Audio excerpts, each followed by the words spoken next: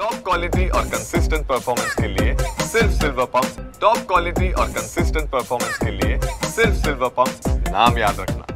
आपल्या सगळ्यांचं या आपल्या सगळ्या पत्रकारांचं या पत्रकार परिषदेमध्ये स्वागत करतो। ठाणे शहरामधील अत्यंत एका महत्त्वाच्या प्रश्नावर आपल्या सगळ्यांशी संवाद साधावा म्हणून आजच्या या पत्रकार परिषदेचं आयोजन केले। गेले 3-4 दिवस संपूर्ण ठाणे शहरामधनं कचरा उचलला जात नाहीये आणि शहरातील अनेक भागांमध्ये कचऱ्याचे ढीग हे दिसायला लागलेले आहेत। ठाणेकरांच्या बद्दल आस्था असल्यामुळे या प्रश्नावर राष्ट्रवादी काँग्रेस पक्षाने भूमिका घ्यावी म्हणून ही पत्रकार परिषद आज आयोजित केलेली आहे। गेले 3 वर्ष महासभा नसल्यामुळे सर्व अधिकार हे प्रशासक म्हणून ठाणे महानगरपालिकेच्या आयुक्ताकडे आणि त्यामुळे जी ही अव्यवस्था कचऱ्याबाबत झालेली आहे याच्यासाठी संपूर्णपणे प्रशासन जबाबदार आहे। महापालिकेमधील मुजोर अधिकारी, पात्रता नसलेले अनेक वर्ष त्या पदावर असलेले अधिकारी, कोणाच्या शैक्षणिक पात्रतेबद्दल प्रश्नचिन्ह, कोणावर भ्रष्टाचाराचे आरोप, म्हणजे व्हॉट्सॲप ग्रुपमध्ये तर सहाय्यक आयुक्ताचा रेट किती नियुक्ती करण्यासाठी हे देखील व्हॉट्सॲपवर जी चर्चा होते हे ठाण्यासाठी दुर्भाग्याची गोष्ट आहे। आणि घनकचरा गेले 3 दिवस जो उचलला जात नाहीये, आपण बघितलं तर वागळेला आंदोलन झालं, इथे कचरा आणू नका, पण कुठलीही पर्यायी व्यवस्था झालेली नाही। मला आठवतं की कोविडच्या काळामध्ये 32 किंवा 30 कोटी रुपये खर्च करून युरोपहून काहीतरी मशिनरी आहे। आता देखील 2500 किंवा 2700 कोटीचा ठेका शास्त्रोक्त पद्धतीने घनकचऱ्याच्या व्यवस्थापनासाठी काढण्यात आलं। त्या टेंडरची कालबाह्यता संपल्यानंतर देखील ते टेंडर ओपन केलं जात नाहीये। मुंबईमध्ये कुठल्या एका ठेकेदाराचं 1400 कोटीचा ठेका माननीय राज्याचे मुख्यमंत्री देवेंद्रजी फडणवीस साहेबांनी रद्द केल्यानंतर त्याला ठाण्यात ॲडजस्ट करण्यासाठी म्हणून तर ते टेंडर ओपन केलं जात नाहीये का, हा मोठा माझा प्रश्न ठाणे महानगरपालिकेचे आयुक्त सौरभ राव यांना आहे। आज अधिकाऱ्यांच्या नाकर्तेपणामुळे संपूर्ण ठाण्यामध्ये कचरा जागोजागी जमा झाला आहे। ठाणेकरांच्या जीवाशी खेळण्याचा हा प्रयत्न आहे। पुढच्या 3-4 दिवसामध्ये याच्यावर जर तोडगा निघाला नाही तर राष्ट्रवादी काँग्रेस पक्षातर्फे ठाण्यातील कचरा आम्ही महापालिके मुख्यालयाच्या गेटवर नेऊन टाकणार आहोत। आता अतिमुजोरी महापालिकेतल्या अधिकाऱ्यांची झालेली आहे।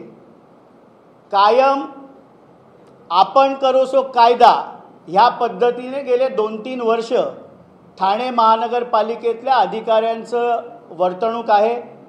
आज कचऱ्याचा प्रश्न खूप भयान स्वरूपामध्ये ठाणेकरांना गेले 3-4 दिवस भेडसावतोय। राष्ट्रवादीच्या या कार्यालयापासून अगदी हाकेच्या अंतरावर सगळ्या घंटागाड्या उभ्या आहेत ज्याच्यामध्ये कचरा तसाच आहे भरलेला। आणि आत्ताच काही वेळापूर्वी आजूबाजूच्या नागरिकांनी तिथे मोर्चा काढला होता की इथनं हा कचरा हलवा। म्हणून पुढच्या 3-4 दिवसामध्ये जर ह्या कचऱ्याच्या नियोजनाबद्दल हा कचरा जर ठाणेकरांच्या जीविताला हानिकारक असलेला उचलला गेला नाही तर मुख्यालयाच्या दारावर जाऊन आम्ही कचरा तिथे फेकू। आम्ही जरी महाराष्ट्रामध्ये महायुतीमध्ये सत्तेत असलो तरी ठाणेकरांच्या जीवाशी कोण खेळणार असेल तर ते कदापि राष्ट्रवादी काँग्रेस पक्ष त्याच्यावर गप्प बसणार नाही। दुसरा, एक महत्त्वाचा विषय, काही दिवसापूर्वी समाज माध्यमांमध्ये एक क्लिप आली होती की मुंब्रा इथे अनधिकृत बांधकाम होत असताना एक टोळी तिथे खंडणी वसुलीसाठी गेली आणि त्यांना पळून लावण्यात आलं. त्या थोर समाजसेवकांची काही नावं मी घेऊ इच्छित नाही, पण आपल्याला सगळ्यांना ती नावं समाज माध्यमांमध्ये जी आली होती. खरं तर अनधिकृत बांधकामासाठी कलेक्शन कोण करणार, तिथे सहाय्यक आयुक्त म्हणून कोण जाणार, अशा प्रकारची बोली लागली आहे का? एक अधिकारी जो 28 फेब्रुवारीला निवृत्त झाला, ज्याच्या शैक्षणिक पात्रतेबद्दल कायम प्रश्नचिन्ह होतं, त्याची पात्रता नसताना वादग्रस्त अशी त्याची कारकीर्द राहिली, तो निवृत्त झाल्यानंतर त्याच्या जागी जाऊन या सर्व अनधिकृत बांधकामांकडनं कोण वसुली करणार ह्याची जणू स्पर्धाच ठाणे महानगरपालिकेच्या अधिकाऱ्यांमध्ये लागली. आणि म्हणून अधिवेशन चालू आहे. माझी आयुक्तांना विनंती आहे की मुंब्रा इथे सहारा सिटी असेल, खान कंपाऊंड असेल, इथे स्वतः आपण जा. म्हणजे त्या क्लिपमध्ये ज्या प्रमाणात मोठी अनधिकृत बांधकामं, जसं काही कॉम्प्लेक्सचं बांधकाम चाललं आहे अशा पद्धतीने त्या क्लिपमध्ये दिसत होतं. आणि असा गाड्यांचा कॉन्वॉय वसुलीसाठी तिथे गेला आहे आणि त्यांना परत पाठवलं, अशा प्रकारचं ते व्हिडिओ होता. माझी आयुक्त सौरभ राव यांना विनंती आहे की केबिनमधनं बाहेर पडा, मुंब्र्याला जाऊन स्वतः अनधिकृत बांधकामाची आपण पाहणी करा. आपले खालचे अधिकारी केवळ वसुलीच्या मागे लागले आहेत. आणि या निमित्ताने अधिवेशन चालू आहे. मी खास करून डॉक्टर जितेंद्र आव्हाड यांनी मागच्या अधिवेशनामध्ये तिकडे त्या अधिकाऱ्याच्या वतीने त्यांनीच स्वतः, म्हणजे हे विधिमंडळाच्या पटलावर आहे की जसबीर उर्फ बिलाल शेख हा त्या अधिकाऱ्याच्या वतीने वसुली करतो, अशा प्रकारचं भाष्य स्वतः त्यांनी केलं होतं. आता मात्र तो त्यांच्या पक्षात गेल्यामुळे तिथे जाऊन फेसबुक लाईव्ह करण्याचं धारिष्ट्य आमदार जितेंद्र आव्हाड दाखवणार नाहीत. पण ह्या अधिवेशनामध्ये देखील त्यांनी जसबीर उर्फ बिलाल शेख आणि ही टोळी जी तिथे खंडणी मागायला अनधिकृत बांधकामांकडनं गेली होती याच्यावर आवाज ते उठवणार का, हा माझा त्यांना प्रश्न आहे.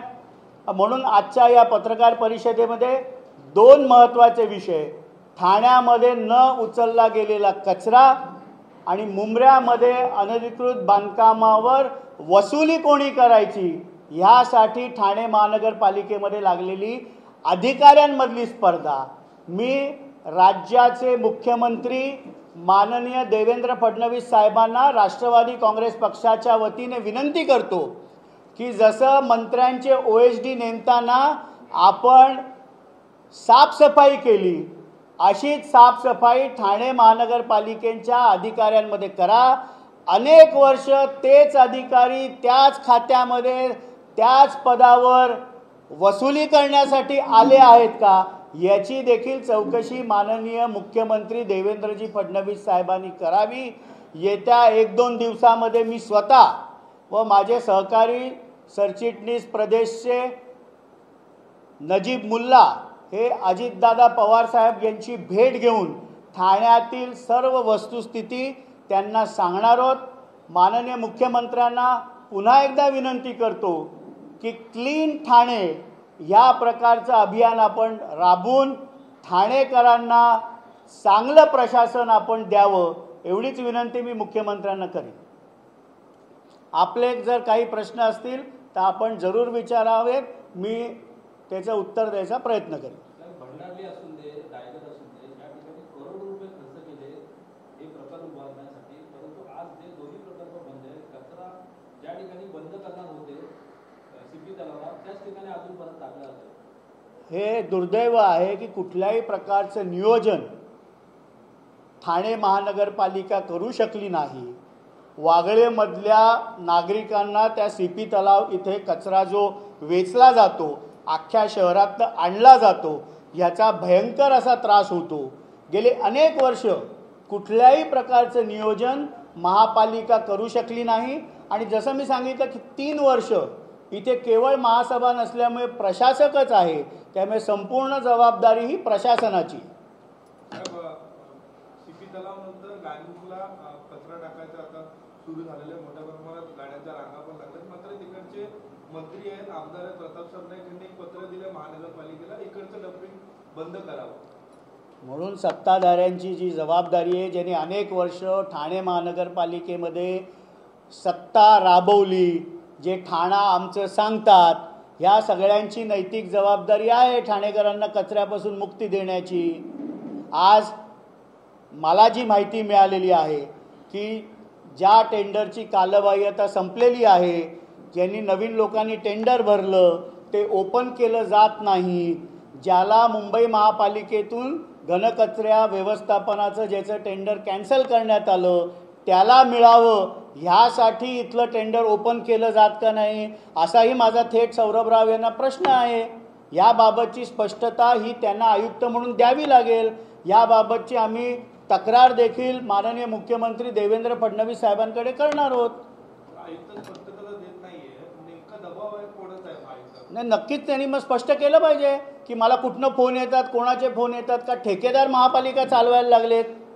एखाद्या विशिष्ट ठेकेदाराला ठेका मिळावा म्हणून जर ठाणेकरांच्या जीवाशी तुम्ही खेळणार असाल तर ते योग्य नाही. आणि आमची भूमिका स्पष्ट आहे की जर पुढच्या 4-5 दिवसामध्ये कचऱ्याचा प्रश्न सुटला नाही तर महापालिकेच्या दरवाजामध्ये जाऊन आम्ही कचरा टाकू. त्याचप्रमाणे मुंब्र्याचं देखील मी 2 स्पेसिफिक नावं घेतली, खान कंपाऊंड आणि सहारा सिटी. बरं, ती आपल्यातल्याच जसं लोकशाहीचा 4था स्तंभ आपण आहात, आपल्याच माध्यमातून ती क्लिप आमच्यापर्यंत पोचली, ज्याच्यामध्ये अनधिकृत बिल्डिंग जिथे चालू आहेत तिथे वसुलीसाठी कोण संत महात्मा गेले होते. त्यामुळे पोलीस आयुक्तांनी देखील ही इन्क्वायरी लावली पाहिजे की अशा प्रकारचं खंडणीचं रॅकेट चालवलं जात नाही ना.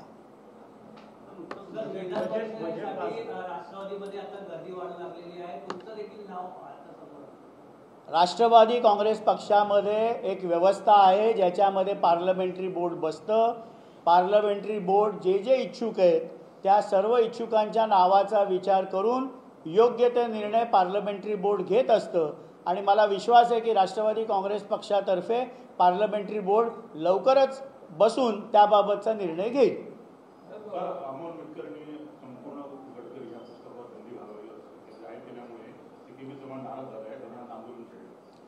आज असं आहे की काही आक्षेपार्ह मजकूर जर त्या पुस्तकामध्ये छत्रपती संभाजीराजेंबद्दल असेल तर त्याही भावना ह्या महाराष्ट्रामध्ये तीव्र आहेत. आणि म्हणून अमोल मिटकरीजींनी आमदार म्हणून विधान परिषदेमध्ये ती मागणी केली असेल तर त्याबाबत सरकार योग्य तो निर्णय घेईल.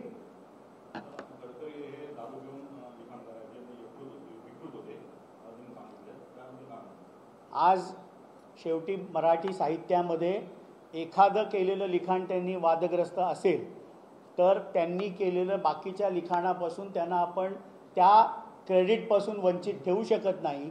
त्यांचंही योगदान मराठी साहित्यामध्ये होतं. पण एखादं त्यांनी केलेलं लिखाण जर वादग्रस्त असेल, त्याच्यावर आक्षेप असेल तर त्याबाबतचा निर्णय सरकार नक्की घेईल.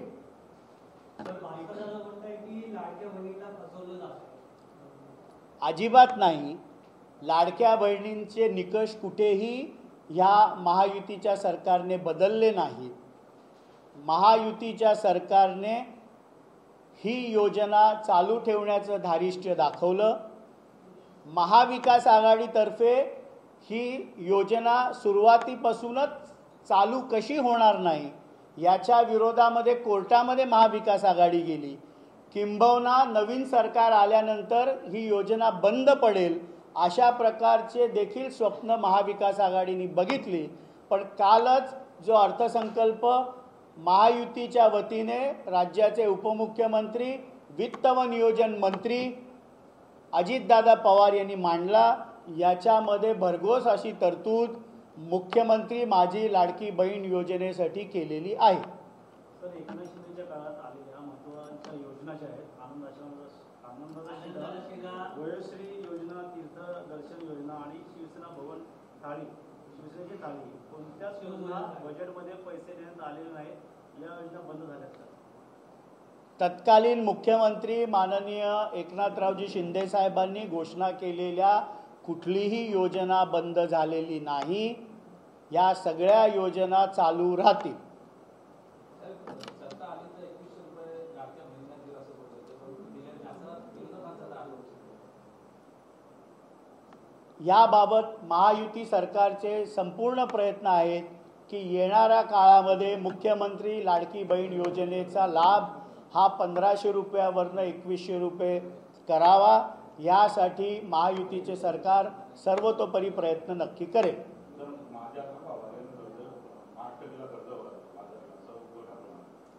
आता असं आहे ना की विधानसभेमध्ये जे अपयश त्यांना मिळालं त्यातनं अजून बाहेरच ते येत नाही आहेत. म्हणजे लोकसभेला भरघोस असं यश महाविकास आघाडीला मिळालं आणि त्यानंतर महाविकास आघाडीचा मुख्यमंत्री कोण होणार, कोण ड्रायव्हिंग करणार, कोण गाडीमध्ये बसून मातोश्रीवर चाललं, ही सगळी व्हिज्युअल्स महाराष्ट्राने बघितली. आणि त्याच्यानंतर जो निकाल महाराष्ट्राच्या जनतेने महायुतीच्या बाजूने दिला, ह्या पराभवाच्या छायेतनंच अजून महाविकास आघाडी बाहेर येत नाही. सर, नितेश राणेंनी सांगितले की शिवाजी महाराजांच्या सैन्यात एकही मुस्लिम नव्हता, महाराजांची लढाई ही हिंदुत्वासाठी होती, असं विधान नितेश राणे केलं. मंत्रिपदासारख्या जबाबदार पदावर असलेल्या प्रत्येक व्यक्तीने भाष्य करताना हे भान ठेवलं पाहिजे की आपल्या कुठल्याही वक्तव्यामुळे कुठल्याही धर्माचा, कुठल्याही जातीचा, महाराष्ट्रामध्ये कुठल्याही प्रकारचा तणाव होणार नाही, ही जाणीव मंत्रिपदावर बसलेल्या प्रत्येक व्यक्तींनी ठेवली पाहिजे. आणि ज्या विषयावर आपल्याला संपूर्ण माहिती नसेल, आपण इतिहासकार नाही, त्यामुळे अशा प्रकारची वक्तव्य करणं टाळली पाहिजे. तुम्ही गेले 3 दिवस कचरा कोंडी सुरू आहे, अजूनही महापालिकेला 3 दिवसाचा अल्टिमेटम देत आहे. शेवटी व्यवस्था नवीन बसवायला त्यांना 2 ते 3 दिवसाचा कालावधी दिला पाहिजे. जर 2 ते 3 दिवसामध्ये त्यांनी ह्याच्यावर सोल्युशन काढलं नाही तर आम्ही राज्यामध्ये सत्तेत जरी असलो तरी देखील महापालिकेच्या दरवाजावर जाऊन आम्ही कचरा फेकू.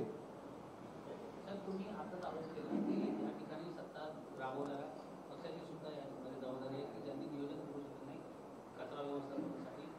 आज 5 वर्ष पक्ष तुमच्या देशासोबत सत्तेमध्ये आहे, तर पालकमंत्री असणाऱ्या एका याबाबत माझी राज्याचे उपमुख्यमंत्री व जिल्ह्याचे पालकमंत्री माननीय एकनाथरावजी शिंदे साहेबांना देखील विनंती आहे की लवकरात लवकर आपण खरं तर लवकर बैठक घ्या आणि याबाबतचा तोडगा त्यांनी काढावा. अधिकाऱ्यांच्या बाबतीत कोणी अधिकाऱ्यांना राजकीय पाठीशी घालू शकतं का ह्या संपूर्ण? आता शेवटी महासभा तर अस्तित्वात नाही आहे. महापालिकेमधील सर्व निर्णय हे अधिकारी घेत आहेत, त्यामुळे त्यांची ही जबाबदारी आहे. पालकमंत्र्यांची माणसं तिकडे कचरा गाड्या अडवत आहेत किंवा कचऱ्याला निर्बंध घालत आहेत. आज वागळे इस्टेटमधल्या लोकांनी आज नाही गेले अनेक वर्ष सीपी तलावाला खास करून रात्रीनंतर ज्या दुर्गंधीचा त्रास तिथल्या नागरिकांना होतो म्हणून लोकप्रतिनिधी म्हणून त्यांनी तो आवाज उठवला असेल, पण याच्यावर कायमस्वरूपी तोडगा काढणं देखील नैतिक जबाबदारी अनेक वर्ष इथे सत्ता असणाऱ्या सत्ताधाऱ्यांची होती. कचरा, पाणी आणि या संदर्भात कधी तोडगा निघणार आहे आणि वाहतूक कोणती? याबाबत तोडगा नक्की निघेल. ती मानसिकता राजकीय पक्षाची असली पाहिजे.